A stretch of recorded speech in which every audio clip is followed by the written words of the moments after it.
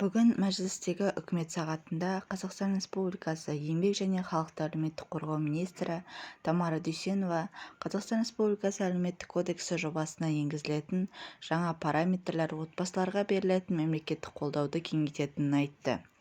Кодекс отбасы мүшелерін әлеуметтік қолдауға бағытталып отыр. Цифрлық картаны қанатқақты жоба ретінде іске асыру барысында көпбалалы отбасылардың әлеуметтік қатерлерге тап болу ықтималы жоғары екенін көрдік.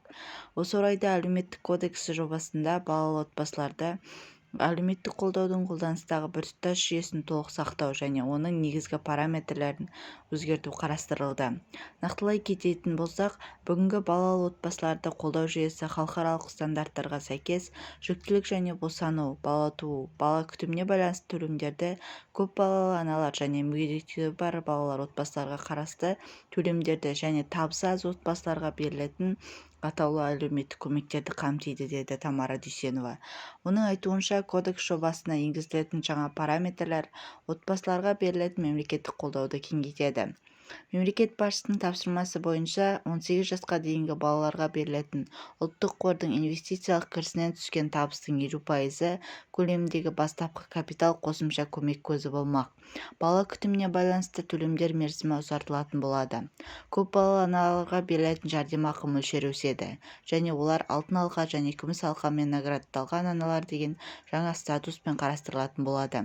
Тағы бір маңызды параметр 2025 жылдан бастап атаулы әлеуметтік көмек тағайындау үшін кедейлік шегі бүгінгі күнкөріс деңгейінен емес, медиандық табыс есебінен анықталатын болады.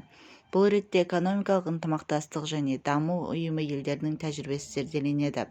Атап айтқанда, 8-ден астам ел осы көрсеткішті пайдаланады және оны отбасы әл-ауқатының нақты дәрежесін көрсететін өлшем ретінде белгілеген.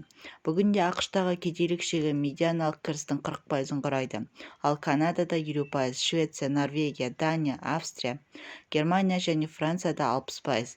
Біз де осы тәжірибені енгізгелі отырмыз, деді министр.